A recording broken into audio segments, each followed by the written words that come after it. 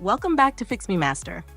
Today, I'll show you how to automate tasks using ADB commands to make your Android experience faster and more efficient. Let's get started. Step 1. Set up ADB. Before we begin, make sure that ADB is installed and added to your system path.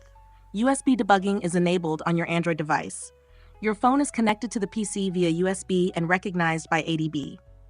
To verify your device is detected, open Command Prompt and type Command ADB devices. If your device appears in the list, you're ready to go.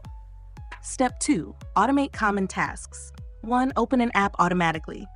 To launch an app without touching your phone, use Command ADB shell monkey-p com.android.chrome, see android.intent.category.launcher1. Replace com.android.chrome with the package name of any app you want to launch. 2. Take a screenshot at set intervals. To automate taking screenshots every few seconds, use a loop command.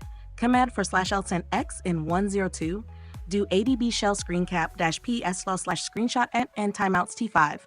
This will take a screenshot every soft 5 seconds until manually stopped. Automate file transfers.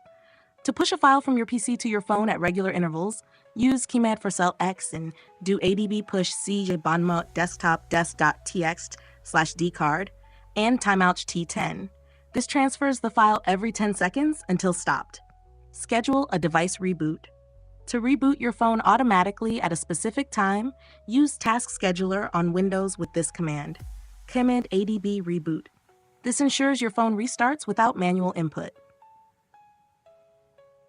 And that's how you automate tasks using ADB commands. With just a few scripts, you can control your phone hands-free and boost productivity. If you found this useful, like, subscribe, and stay tuned for more powerful ADB tricks. See you in the next one.